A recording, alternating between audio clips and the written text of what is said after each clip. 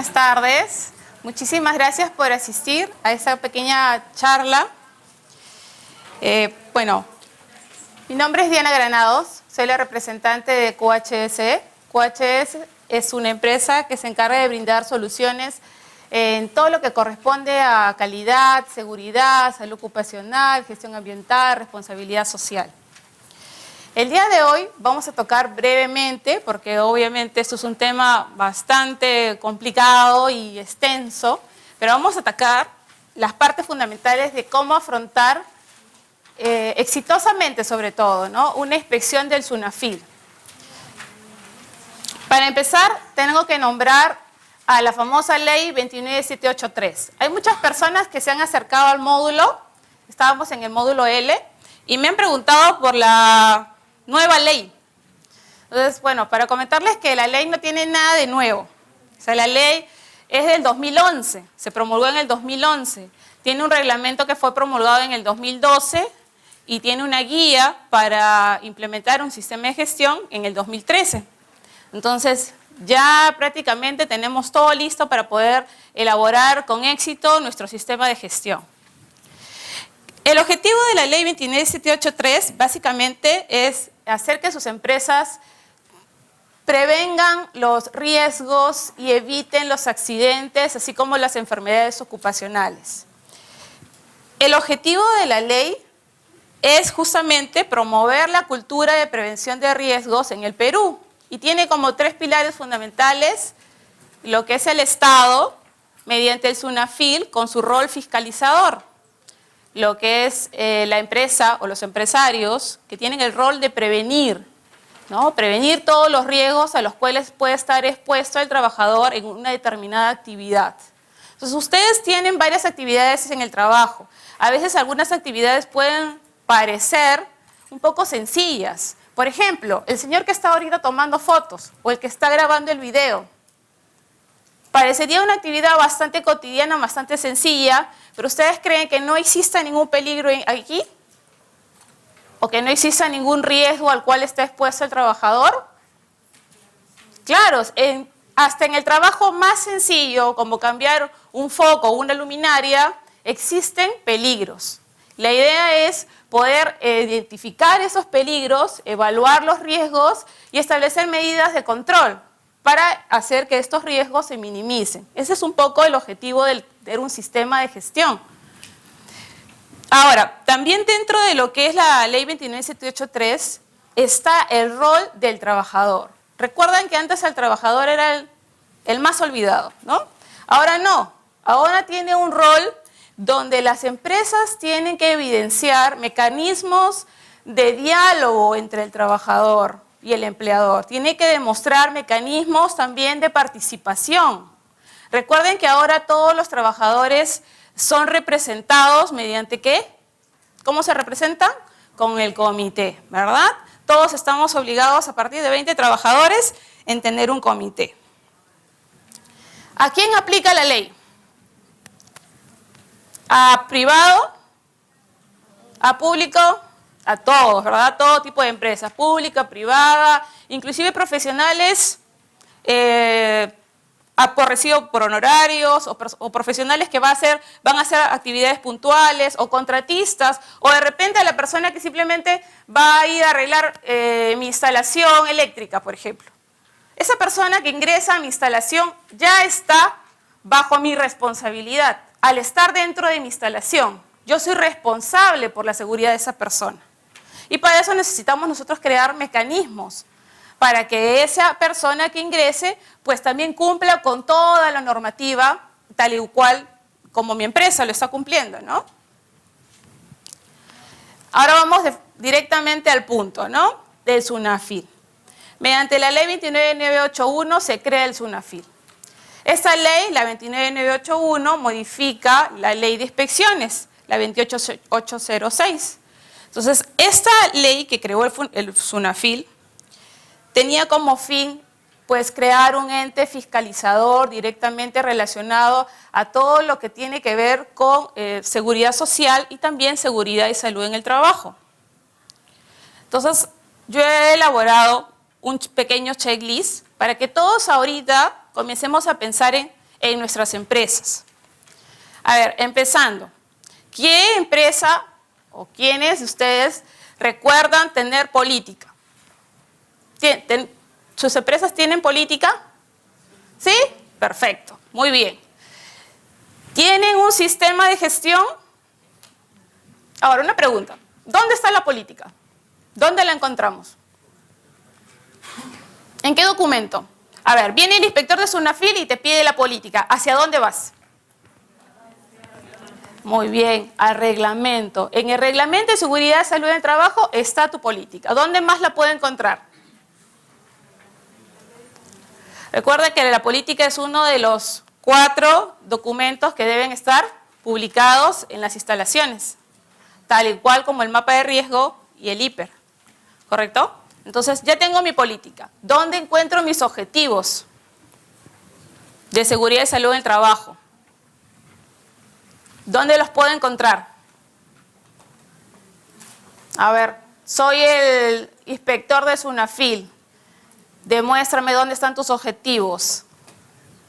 ¿Dónde los encuentro? Hay 2 documentos importantes. Uno es en el reglamento, como objetivo general, ¿no? Fomentar una política de prevención. Y también lo pueden encontrar en su programa anual de seguridad y salud en el trabajo, que establece objetivos claros con indicadores medibles, ¿no? ¿Recuerdan? Ok, tenemos esos 2. Luego, en el comité, o cómo se ha formado el comité. También ahí tenemos todos los documentos que se han necesitado para formar mi comité. El IPER-C o IPER, ¿ok? Los reglamentos de interno de seguridad y salud en el trabajo. Te puede pedir los registros de seguridad. Lo he marcado estas 4 porque generalmente es por donde se ataca una inspección de SUNAFIL. El comité, el IPER, el reglamento y los registros. Básicamente eso.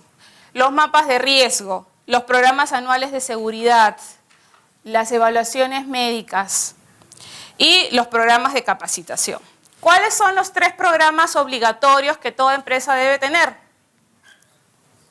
A ver, ¿quién me puede decir? El programa anual de actividades de seguridad y salud en el trabajo. El otro, programa de seguimiento a la salud, ¿no? Donde es que se le hace seguimiento de acuerdo a los exámenes médicos que se han reportado. Y el programa de capacitación. Ahí están mis 3 programas.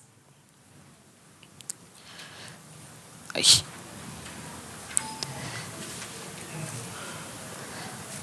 Ok, empecemos por el comité. Viene el inspector y va a evaluar todo lo que tiene que ver con el comité. ¿Qué te podría pedir? Primero, ¿cómo elegiste el comité? ¿No? Hay que evidenciar que se siguió el correcto proceso. ¿Mediante qué? Esto no es algo inventado. Está en una resolución ministerial, la 148. En esa resolución ustedes pueden encontrar inclusive los formatos que van a utilizar. Las cartas que tienen que enviar, las listas que tienen que enviar, inclusive hasta pueden encontrar los formatos desde las invitaciones que se le hace para participar al comité. Todo está ahí. Entonces no hay nada ahí que se tenga que inventar. Y yo les recomiendo, por la experiencia que tenemos en el tema, es que se guíen de los formatos. Si bien es cierto, pueden colocar, pueden hacer modificaciones y pueden colocar más, nunca coloquen menos. O sea, siempre es mejor guiarse de los formatos ya establecidos. ¿Qué otra cosa me puede pedir? El acta de instalación del comité. ¿Cuántos días tengo desde que se eligió el comité para poder ya instalar mi comité? ¿Quién sabe? Un premio. ¿Cuántos días tenemos para instalar mi comité? 10 días nada más tienes para instalar tu comité. Ok. Y la credencial. Todos los que son miembros del comité tienen que tener una identificación, algo que los diferencie o algo que los identifique en la empresa, porque todos los trabajadores pueden acercarse a su representante y de repente indicarle alguna observación o alguna problemática que encuentre en su área, etc. Entonces deben de ser identificados. ¿Mediante qué? Mediante un photocheck, una cinta si quieren, un pin, algo que los identifique. También hablamos del sistema de gestión de SST, ¿verdad? Ok, ese sistema de gestión de SST sigue el ciclo PHBA, ¿verdad? ¿Qué documentos me va a solicitar, por ejemplo, cuando me pida la parte de planificación? ¿Qué documentos me podría solicitar cuando me pida planificación? ¿Qué le demostramos? Primero, que tenemos los requisitos legales identificados. ¿Por qué? Porque nosotros, aparte de tener estos requisitos que todos debemos de cumplir, que es la ley, también tenemos requisitos legales que son de acuerdo al rubro. Por ejemplo, si estoy en minería, o si estoy en pesquería, o si estoy en agro, o si estoy en hidrocarburos, cada uno nos aplica diferente, o en alimentos. Entonces yo tengo que haber establecido, identificado cuáles son mis requisitos legales. Después de eso, también necesito tener obviamente una política y también necesito tener un diagnóstico de línea base. ¿Por qué es tan importante el diagnóstico? Porque el diagnóstico es por donde yo voy a empezar a elaborar o a desarrollar mi sistema. Sin un diagnóstico o una línea base, pues todo el sistema podría estar yo duplicando de repente esfuerzos para hacer algo que ya tengo. Entonces, si yo no tomo primero evaluar cómo está mi empresa desde el principio para poder yo comenzar a elaborar, pues entonces puedo incurrir en pérdidas no solamente de tiempo, sino también económicas. Y obviamente el hiper, ¿no? Ahora, muchas veces yo voy a las empresas también, los visito y me enseñan los hipers. Generalmente los hipers a veces los bajan de la web, ¿no? A veces les sirve de guía. ¿Con cómo se elabora el hiper? ¿Es complicado hacerlo? ¿Qué dicen? ¿Han visto el hiper de sus empresas? ¿Sí se los han visto? ¿Sí? Ok. Muchos hipers son, como les digo, bajados de la web. El problema no es ese, porque te puede servir de guía. Las metodologías son variadas y la ley no te exige que uses una específicamente, te da algunos modelos. Pero lo que yo siempre les digo es que tienen que aterrizar ese hiper como modelo a su realidad. Por ejemplo, a veces hay hiper que bajan y que tienen medidas de control que difícilmente pueden ser establecidas por la empresa. O medidas de control que son obsoletas. O medidas de control que no les aplican ni siquiera a ustedes. Entonces el hiper tiene que ser construido en base a su realidad y en base a sus trabajadores. ¿Cómo? Bueno, tomaría yo a la persona que tiene más experiencia en el puesto de trabajo, porque los hipers son por puesto de trabajo, y lo entrevistaría y que me explique qué es lo que haces. Él es la mejor herramienta para que ustedes puedan desarrollar un buen hiper. ¿Qué otro documento me sirve para desarrollar el hiper? Obviamente, reconocimiento del puesto de trabajo. También, si ha habido algún incidente o accidente realizando esa actividad, también puede servirme como entrada, como input, me puede servir. Entonces, todos esos documentos, informaciones, me ayudan para poder aterrizar de repente el modelo que yo he elegido, ¿no? Y hacerlo más real, hacerlo más cercano al trabajador. Porque de repente el trabajador ve su hiper y ve sus medidas de control establecidas y no identifica ninguna, porque dice, de estas no hacen ni la mitad la empresa, o de repente hace una, o de repente hace la última, que es el EPP. ¿Verdad? Ok. Parte del hiper también es establecer qué cosa. Después de haber identificado los peligros, evaluamos los riesgos y establecemos medidas de control. Y estas medidas de control tienen una base, no pueden ser establecidas por establecer, ¿verdad? Tienen una jerarquía de control, empezando por eliminación, ¿verdad? Un ejemplo que yo siempre doy es, por ejemplo, tener un equipo que bota, por ejemplo, 130 decibeles de ruido. Entonces, 130 decibeles de ruido para una persona que está 8 horas cerca de ese equipo ya representa un peligro, ¿verdad? Y probablemente un peligro crítico. Entonces, ¿qué hago? ¿Qué es lo que se les ocurre hacer? A ver. ¿Qué harían ustedes? A ver. Lo saco a la persona del... Dependiendo, puede ser mantenimiento de la máquina y si no, compras otra máquina. Muy bien, exacto. He empezado, por ejemplo, por la eliminación. Bueno, esta máquina me está ocasionando mucho ruido, entonces la elimino. A veces es posible eliminarle el proceso, pero a veces no es posible eliminarle el proceso. O a veces tampoco tengo los medios para comprar o solventar una máquina, pero lo puedo tener en proyecto. O sea, lo que se quiere demostrar es que al menos lo hayas considerado. O sea, la idea es que lo hayas considerado, que hayas considerado que esa máquina se puede sustituir o eliminar. Primero eliminar. Si no puedes eliminar, sustituirla por una tecnología más actual, que bote menos ruido, etc. ¿Cuál es el siguiente? Después de eliminar, sustituir, ¿qué hago? Puedo también aplicar controles de ingeniería, ¿no? Como colocarle de repente unas mamparas, unas pantallas acústicas y evitar que el ruido salga, ¿no? Ahora, de repente no es posible porque la máquina hay que estar cerca de la máquina o el trabajador tiene que cambiar una que otra pieza. A veces no es posible y no puedo aplicar esa ingeniería. Entonces puedo aplicar también algún control administrativo, ¿no? Puedo rotar al personal que esté expuesto, ya no lo expongo a 8 horas, sino a 4, etc. Y también, finalmente, le doy los protectores auditivos, que ese es mi control final, el último que tengo que pensar, ¿no? Antes tengo que haber evaluado todos los anteriores. Y eso hay que demostrarlo, ¿ok? El mapa de riesgo también es parte de lo que es planificación en el sistema de gestión. Y como parte de lo que es hacer, pasamos a la parte de hacer. Que ahí en hacer pues tenemos el Reglamento Interno de Seguridad y Salud en el Trabajo, también tenemos también los que son los registros, el Plan Anual de Seguridad y Salud o el Programa Anual de Seguridad y Salud en el Trabajo, los exámenes ocupacionales. Todo eso son los documentos que yo tengo que verificar o que tengo que evidenciar como que estoy haciendo mi trabajo, como que estoy haciendo mi chamba en el sistema de gestión. Eso es lo que tengo que evidenciar.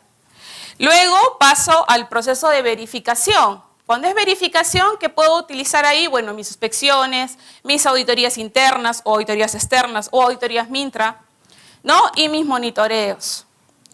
Al final, obviamente, como todo ciclo, la revisión por la dirección es muy importante para establecer nuevas condiciones que apliquen a la mejora continua en el sistema, ¿no? El reglamento interno, hay muchos reglamentos internos. Tal y cual les comento lo del IPER, lo mismo pasa con el reglamento interno. Se bajan reglamentos internos, una empresa de servicios, de una empresa de productos que no tienen nada que ver. El otro día me fui a ver una empresa con la que trabajamos, que es una empresa que vendía pasajes, ¿no? Y se había bajado un reglamento de una metalmecánica que hablaba de escaleras, amoladoras, y no tenía nada que ver. Entonces, no podemos bajar cosas que no nos van a servir, que no están... Quizás lo puedes utilizar como un modelo, pero tienes que aterrizarlo a la realidad, ¿no? Hablaba de escaleras y no había escaleras, no había, bueno, las herramientas, etcétera, ¿no? Entonces, este es un índice básico de un reglamento interno de seguridad y salud en el trabajo, ¿no? Ahí tienen, obviamente, el objetivo, la política, las definiciones, funciones, obligaciones, el organigrama, ¿no? Todo lo que es la evaluación también, los estándares que vamos a usar, los planes de prevención, contingencia, todo eso está dentro del reglamento interno. Puede ser esto, puede variar, puede ser menos cosas, dependiendo de lo que a ustedes les aplique. Como registros, ¿qué registros utilizamos? Acá también hay algo importante que mencionar. Por ejemplo, hay muchas empresas inescrupulosas que venden los sistemas de gestión enlatados, ¿no? Dame 10.000 soles y te doy todo tu sistema en un CD. Esa es la peor inversión que pueden hacer. Eso no sirve. Porque de nada te sirve tener los formatos. Y sí, te dan los 8 formatos. Los 8 formatos, si eres una pequeña, si eres una micro, o sea, sin evaluar bajo qué régimen estás. Si eres una pequeña empresa, ¿te aplican 8 formatos? No, te aplican 5. 5 registros. Si eres una microempresa, ¿te aplican 8 formatos? No, te aplican 3 registros.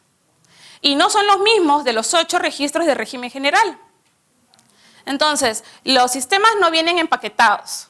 Los sistemas se tienen que evaluar por un especialista, alguien que les haga el soporte, alguien que vaya, que entreviste a los trabajadores, que saque una línea base que sea consistente, donde ustedes puedan desarrollar un sistema que finalmente sea sostenible en el tiempo, porque es una inversión.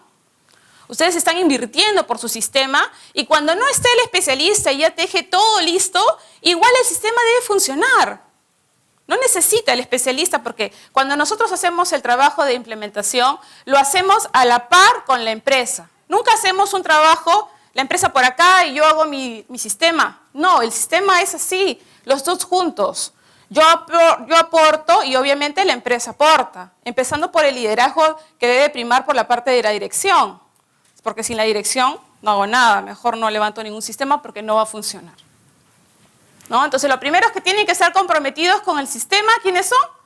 La alta dirección, el gerente, si tienen una directiva. Ellos son los que tienen que estar comprometidos. Y luego pedir compromiso, pues, de acuerdo a las líneas de mando, ¿no? ¿Qué otro registro? Los exámenes médicos ocupacionales. Muchas veces se están haciendo los exámenes médicos ocupacionales porque también no hacerlos es falta grave, ¿no? Y estos exámenes médicos están siendo pues guardados en las empresas. O sea, reciben el examen, lo archivan, lo ponen en un sobre cerrado y lo guardan. Eso no es para guardar, eso es para evaluar. ¿Quién lo evalúa? Tú no puedes evaluarlo, tiene que evaluarlo un médico ocupacional. Y es la única persona que está autorizada a poder leer esos exámenes. Tú no tienes por qué abrirlo, no tienes por qué mirarlo, ni chequearlo. Él es el que tiene que hacerlo y tiene que llamar al trabajador para explicarle si hay alguna observación, ¿no?, con respecto al puesto de trabajo. Ok, entonces hemos visto que existen 8 registros por el régimen general, 5 registros por la pequeña empresa, y si tengo una microempresa, me aplican solo 3 registros. ¿Cuáles son las responsabilidades ante una infracción? O si tengo alguna responsabilidad como empleador. Claro que tengo responsabilidad, ¿no? La primera deriva en una responsabilidad civil, ¿no?, que básicamente está dada por una indemnización que se tiene que dar en el caso si que haya incurrido en un accidente. Después existe la penal, que es en qué casos, si se demuestra que la persona pues, puso en riesgo al trabajador, te vas a la cárcel, ¿no? ¿Sabían que existe eso? A pesar de que ha disminuido la cantidad de años, antes era de 2 a 4, ahora es de 1 a 3, igual existe en el Código Penal, está. Entonces, también, en el caso de que haya habido muerte, es peor, ¿no? Si la persona demuestra o si se demuestra que fue por inobservancia de medidas preventivas por parte del empleador, el empleador puede ir a la cárcel.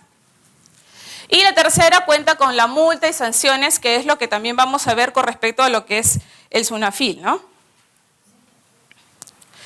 Este es un ejemplo que quería mostrarles. Esta es una constancia de actuación inspectiva de investigación. Si se dan cuenta, aquí se ve el nombre de la empresa, que se levanta el nombre, la dirección y la fecha de inicio y la fecha de término, ¿no? Y se dice verificación del cumplimiento y también se dice que se entrega el requerimiento de comparecencia y el material informativo en seguridad. O sea, cuando va el inspector, te dice que tienes que comparecer y te da de repente algunos documentos como fichas, cómo elaborar un sistema, etcétera, ¿no? Firma el responsable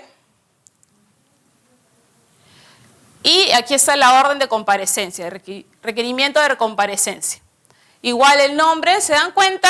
Las primeras 2, por ejemplo, son relativamente fáciles de llevar, ¿no? Pero cuando te hacen la inspección, por ejemplo, acá esta inspección tiene fecha, quiero que lo vean, 26 de septiembre. ¿Ya? Y esta orden de comparecencia, ¿de cuándo es? ¿Para cuándo es? Para el 2 de octubre. ¿Cuánto tiempo le están dando para que comparezca? 6 días. O sea, 6 días tienes para traerme tu RIS, tus registros de capacitación, tu IPER, tu registro de entrega de PPs, todo y tu acta de elecciones de comité. Si yo no tengo nada, la recomendación es que vayan a comparecer. Digan en qué plazo van a poder subsanar. No se trata de que como no tengo los documentos, no voy. Al contrario, eso es peor. Voy. Tengo que ir. Voy con los documentos que tengo. Probablemente me harán pues muchas preguntas, me harán algunas indicaciones, pero tendré tiempo para poder subsanar. Cuando te dejan indicando que es preventivo, ¿no? También existe preventivo. Ahí todavía no hay nada orden de comparecencia. Simplemente va y tiene un carácter más preventivo de ver tu sistema, de avisarte, pero también te deja el aviso de que, oye, en cualquier momento puedo regresar. O puede regresar alguno de mis compañeros. Ok, ¿cuáles son las calificaciones de las infracciones? Bueno, tenemos desde leves. ¿Cuál sería una infracción leve? Por ejemplo, orden y limpieza. Siempre y cuando esto no lleve a un accidente. Eso es una infracción leve. ¿Qué es una infracción leve? De repente, si no le he dado el reglamento actualizado, ¿no? Esa es una infracción leve. Pero grave es, por ejemplo, si no tengo un hiper. Si no tengo un sistema. Eso es grave. Muy grave, ¿cuándo sería? Cuando estoy haciendo trabajar a menores de edad. Cuando estoy haciendo trabajar, por ejemplo, en un almacén a una embarazada de 7 meses. O sea, esas son ya infracciones graves. Ok, y esto es el monto de las multas del SUNAFIL.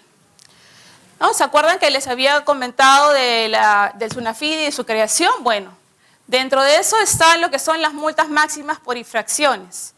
Antes, mediante la Ley General de Inspecciones, los montos incluían 20 UITs, ¿no? Sí, 30 UITs, 5 UITs.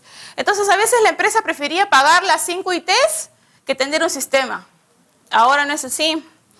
Ahora, mediante la creación de SUNAFIL, ya no son 20 UITs, son 200 UITs. Si tengo una infracción muy grave. Si tengo una infracción grave, puedo llegar a 100 UITs. Si tengo una infracción leve, 50 UITs. Y el máximo de infracciones puede ser hasta 300 UITs. Hablemos de una UIT, ¿cuesta cuánto? Casi 4.000 soles, ¿verdad? Entonces ya se imaginarán. Y obviamente, una empresa implementar, ¿no? Digamos, una mediana empresa cuesta muchísimo menos de 790.000 soles, definitivamente. Entonces, la idea es que implementemos, ¿no? No es tan costoso como muchos piensan. Es sencillo, inclusive ustedes mismos también, con el asesoramiento de algunos meses, con un especialista, pueden también lograr a tener un sistema sostenible. Bueno, después de ver estas multas, pues todos los empresarios dijeron, bueno, así mejor cierro mi empresa, pues, ¿no? Entonces, hubo una, ¿cómo se dice?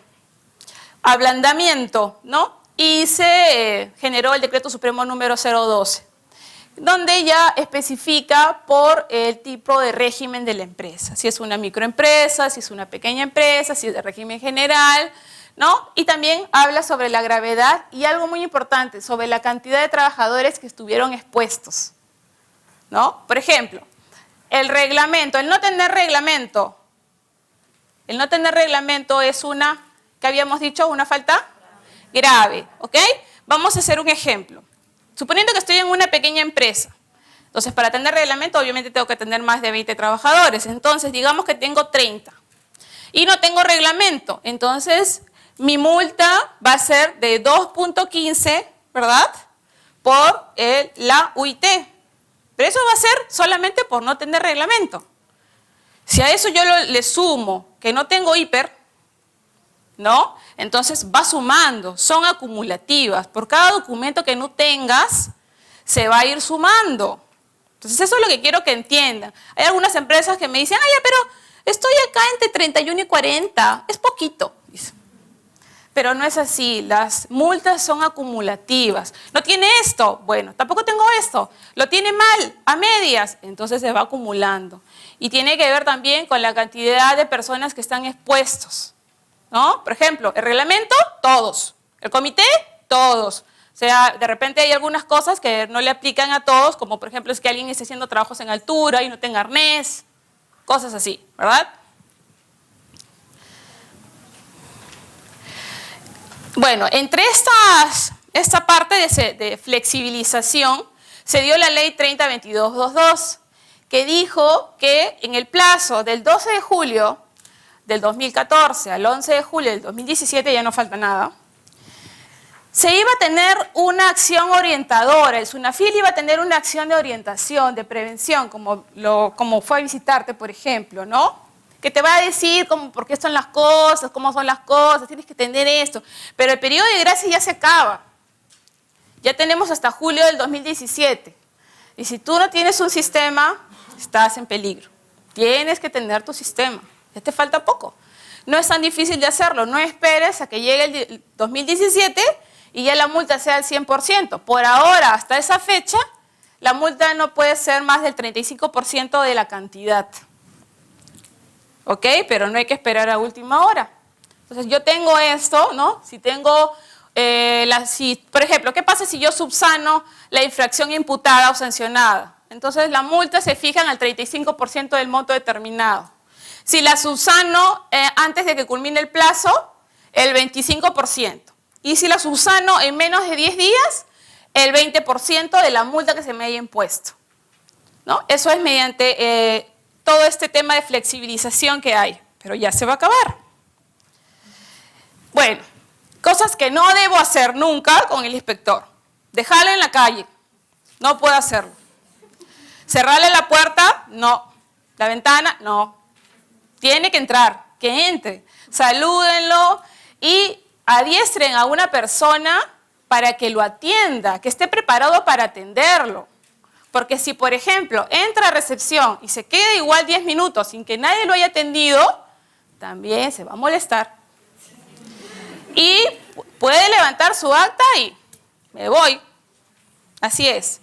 Cuando de repente no puede entrar, por ejemplo, ¿qué pasa si estoy en una planta?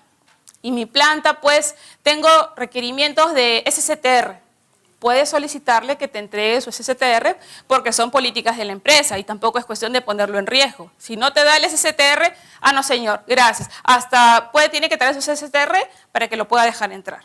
Sin el seguro complementario de trabajo de riesgo, no pueden entrar en algunas plantas. Entonces eso es importante de decirle.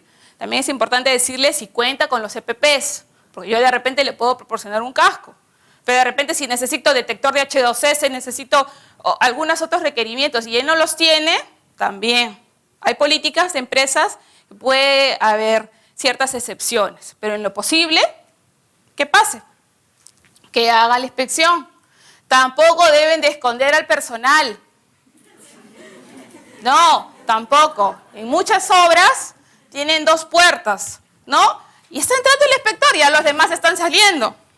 Sobre todo los 5 que no tengo en planilla. Esos están afuera ya. Se ha dado casos en que no vienen uno solo, vienen 2. Y el otro ya está al otro lado, viendo por dónde salen. Entonces, no se expongan. La negativa a exhibir libros. De repente no te gusta tu acta porque está desactualizada, porque no has colocado fechas, porque le falta firmas. Eso es mejor. Presentar eso es mucho mejor que no presentar nada o que esconderle el libro. Tengo mi libro, pero estamos en... Te va a levantar hoy definitivamente, ¿no? Pero te va a dar tiempo para que tú puedas regularizar. Bueno, señores, y finalmente, a nosotros nos gusta mucho hablar del tema de las multas, pero no es por asustar, porque finalmente lo que se quiere, o el objetivo de tener un sistema de gestión que vigile la seguridad y la salud de las personas, es porque las personas forman las empresas. Si no hubiera personas, esto estaría vacío. Los edificios estarían vacíos, las plantas estarían vacías, las máquinas no habría quien las ponga a funcionar. Entonces, las empresas son las personas. Entonces, si yo quiero cuidar mi empresa, pues tengo que cuidar a mi gente. ¿Y cómo la cuido? No es tan difícil, no es tan complicado y sobre todo, no es tan costoso como ustedes creen. Los invito, ¿no?, a que dejen sus datos y puedan solicitar una visita completamente gratuita para elaborarle un diagnóstico a sus empresas. Para que vayamos a ver, a visitarlos sin ningún compromiso y evaluar cómo están, ¿no? Esa es la ayuda que nosotros queremos brindarles a ustedes. Muchísimas gracias por su atención, espero haberles sido de ayuda.